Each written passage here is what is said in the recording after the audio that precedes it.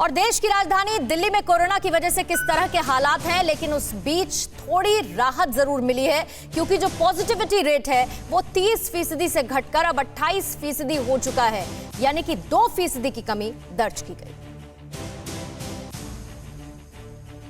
राजधानी में आज से 18 से 44 साल तक के लोगों को वैक्सीनेशन की शुरुआत हो गई है। सीएम केजरीवाल ने दिल्ली के लोगों से अपील करते हुए कहा है कि रजिस्ट्रेशन के वक्त मिले समय पर ही सेंटर पर आकर वैक्सीनेशन कराएं।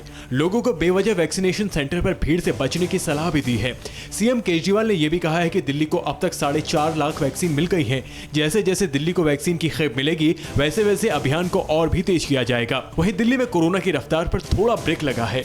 पॉजिटिविटी रेट में 2% की गिरावट आई है। पिछले 24 घंटे में राजधानी में 20,394 नए केस सामने आए हैं, जबकि 407 लोगों ने वायरस से दम तोड़ दिया है। तो दूसरी ओर पीक आवर में दिल्ली के लोगों को 15 मिनट में मेट्रो की सेवा मिलेगी, वहीं नॉन पीक आवर में आधे घंटे की फ्रीक्वेंसी रहेगी। कोरोना के प्रकोप को देखते हुए दिल्ली यूनिवर्सिटी ने फाइनल ईयर की परीक्षा फिलहाल स्थगित करने का फैसला लिया है। 15 मई से शुरू होने वाली परीक्षा अब 1 जून से ओपन बुक फॉर्मेट के आधार पर ऑनलाइन होगी। इस बीच सुप्रीम कोर्ट ने दिल्ली में ऑक्सीजन की किल्लत पर कड़ा रुख इख्तियार किया है। सर्वोच्च अदालत की 3 सदस्यीय बेंच ने आज रात तक केंद्र सरकार से इस मामले में जवाब मांग लिया है। दिल्ली में कोरोना के बढ़ते हुए मामलों ने केजरीवाल सरकार की टेंशन भी बढ़ा दी है और कोरोना से निपटने के लिए दिल्ली सरकार ने संत निरंकारी ग्राउंड में 1000 ऑक्सीजन बेड की व्यवस्था की है, जिसे रविवार से शुरू कर दिया गया। आपको दिखाते हैं टीवी 9 भारतवर्ष संवाददाता प्रेरित कुमार की ये ग्राउंड रिपोर्ट। इस वक्त हम बुराड़ी में मौजूद हैं और बुराड़ी के अंदर ये जो संत निरंकारी जो ग्राउंड है, यहाँ पे दिल्ली सरकार ने 1000 बेड की व्यवस्था की है कोरोना संक्रमितों के लिए और वो ऑक्सीजन बेड है।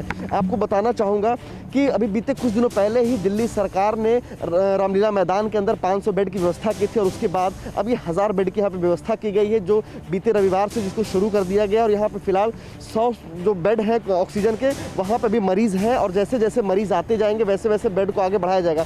साथ ही साथ जो हमें जानकारी मिली है, जानकारी के अनुसार यह बताया गया है कि यहाँ पे ऑक्सीजन कंसंट्रेटर के ज़रिए जो है वो मरीजों को ऑक्सीजन दिया जाएगा। यानी कि यह जानकारी मिली है दिल्ली सरकार के द्वारा कि जिनका 85 ऑक्सीजन का लेवल है, अगर 85 तक के लोग आते हैं तो उन्हें जो है यहाँ पे ऑक्सीजन कंसंट्रेटर के ज़रिए उनके ऑक्सीजन को जो है कंट्रोल किया जाएगा और जो सामान्य जो लेवल होना चाहिए ऑक्सीजन के लिए शरीर में, वो ऑक्सीजन उन्हें मिलता रहेगा। लेकिन उससे नीचे के लिए फिलहाल अभी यहाँ पर व्यवस्था नहीं की गई। लेकिन जिस तरीके से राजधानी दिल्ली में कोरोना को लेकर के चुनौतियाँ लगातार बढ़ रही है और लोगों में जो खास करके जो संक्रमित मरीज़ हैं उनके भीतर हताशा का भाव जग रहा है, उस वैसे वक्त में एक अच्छी इस तरह की स्थिति दिखती है। कैमरा पर्सन नदीम के साथ प्रेरित कुमार, टीवी 9 भारतवर्ष, दिल्ली।